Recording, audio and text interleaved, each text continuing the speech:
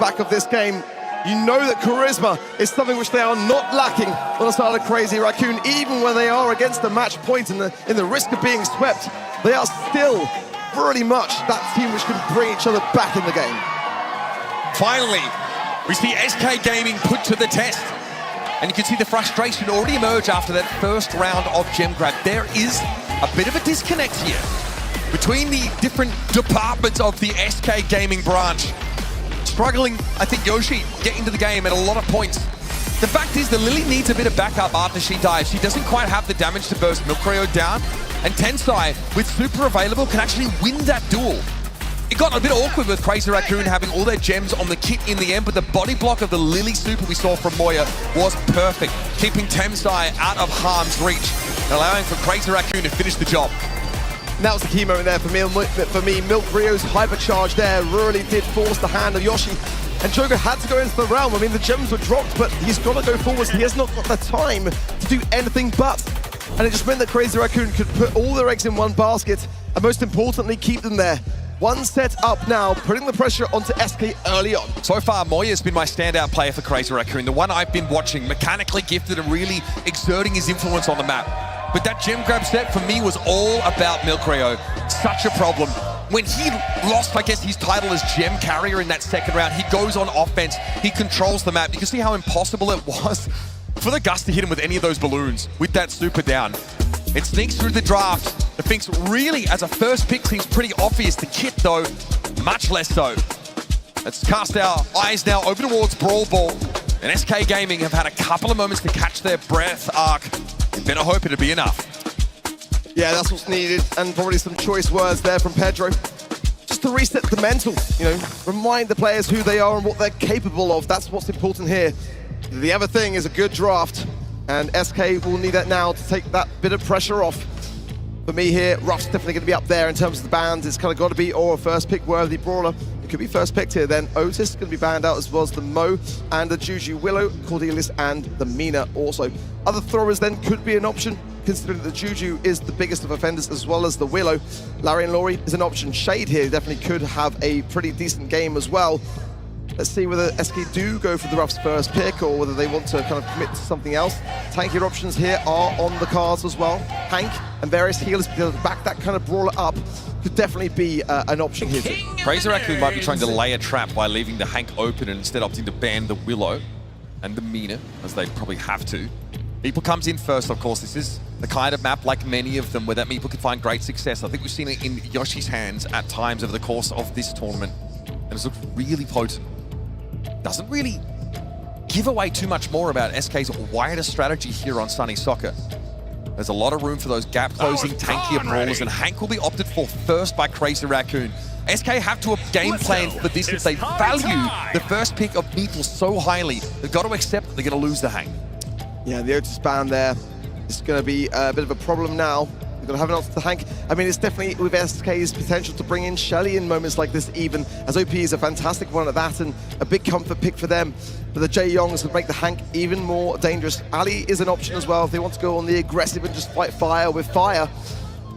But this Hank is a problem. Even Macy is an SK Gaming pick that would helping hand this kind of situation. And it is actually going to come in. I think that's wise, because OP is fantastic. It's the brawler that many squads do not deviate to walls, but it makes a ton of sense. Resetting that Hank bubble is what it's all designed for. Yeah, and there's no part of Macy's game in which she's really weak. At long range, of course, is where she's at her best in terms of her main attack as it accelerates the longer it's in the air. But defensively, she has a super that can inflict a slow on people. She has a gap close or disengage ability. And obviously, she can combo that together to very quickly emerge in the midst of her opponents. And Shade will round this comp out. And make no mistake, this is not the tankiest setup for SK Gaming. This setup is going to require them to be aggressive. They must come forward on the map here because they need to constantly apply pressure to nullify the consistent healing that Moya is going to put out, plus the innate tankiness and sustain that Hank boasts, especially with his own hypercharge. Oh no, Kid again. There's no answer to this. It's going to be one of those small finals. Oh my word. There's no answer to this. I'm just going to keep bringing it, it feels. This could be very, very dangerous for SK Gaming. And now it forces them as well to try and double up on the kit when they dive in, as opposed to just trying to play their own lanes. And if you're playing Shade, you're not really in a position to do much about that. If one of your teammates gets dove by the kit, you kind of just have to look on and hope that your other teammate is clued in enough to assist them. Tensai, once again, will be on the kit. It was instrumental in that previous set, and now we head out to Sunny Soccer for our second set. Crazy Raccoon have issued a challenge. A gauntlet has been thrown, and it's up to SK to respond. Well, Yoshi already tapping. He was doing a beautiful meeple game earlier. The kit can jump out of the box. That's the problem now as well. So meeple scouting going to be a little bit less effective. Joker with some huge arms. Kid Warrior gets it off the Jae-Young. It's not enough to stop the early goal of SK. If SK can drag Crazy Raccoon out to the open and sort of peg these shots at them, it's going to be hard for CR to have more than one player to defend. Moy's being ignored for the most part. Ope's happy just to fire free shots in the direction of the Hank. Can dive close up with that gadget should it be required. Nicely done. Ope's able to assist Joker when he gets dove by the kid, and now Moy is in trouble. There's the bubble reset off the super, and it's an insta-kill here onto the Hank.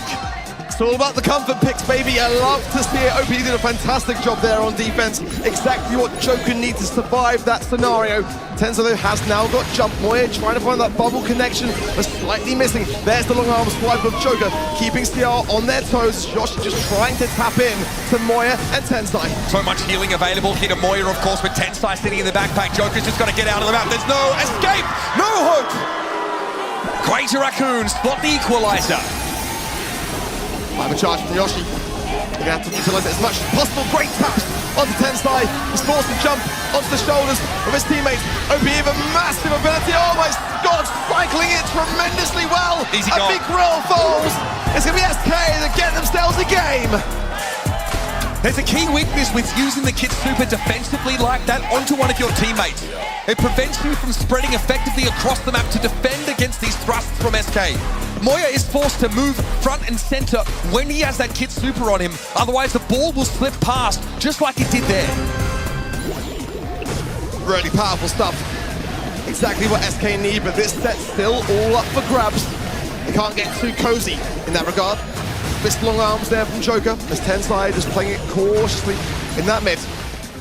They have some helping hand speed from Milgria shortly. OP considering bringing the ball back, maybe even there, but thought better of it. Tensai goes for the jump, will not survive it. Yoshi, low HP, is going to have to heal up. It's a miracle that the Meeple gets out of that one alive, I'll be honest. Yoshi living to fight yet another day. Joker caught in a bit of a compromising spot, and Moy is healthy. This is dangerous. When you have a Hank crossing into your half of the field at full health, you have to have your wits about you. Tensai has a super, can take out one of the defenders, render them completely useless, but instead wants to just back up Moya. The super there from Joker is enough. The ball is cleared, but it may not be for long enough. Tensai can pass to Moya, and Crazy Raccoon can get on the board first. Yeah, good to see no signs of fumbling, because sometimes moments like that, when the pressure is on you, they can get the better of you, but it's Crazy Raccoon. They've got ice in their veins. Yoshi placing down the super into the mid. Tensai into the cardboard box, and the hypercharge from Moya could be brutal. Pushing down this left-hand side. No signs of scoring now. The hypercharge is popped, and Moya goes on to the aggressive torpedoes for the healing. Joker low HP. Tensai will suddenly pass through, but Yoshi's there still. Now he goes down to Milgrio, and surely now CR can force the hand and get this game! Keeping it interesting, Crazy Raccoon. And again, if SK take their foot off the gas for a second, if they let their Hank into their side of the field at full health, they don't really have to burst damage to take him out. Tensai was lingering there, looming with that super available, and SK knew they'd be down to 2 players in order to defend. Early swipes from Joker. Tensai coming back here as well, as he says that OP might be trying to go on the aggressive. Ball safe for now. Joker low. OP needs to consider taking some time out himself. Milgria has been tapping to this right-hand side, and now Tensai's in a dangerous spot, especially here. Joker now, he's going down and does.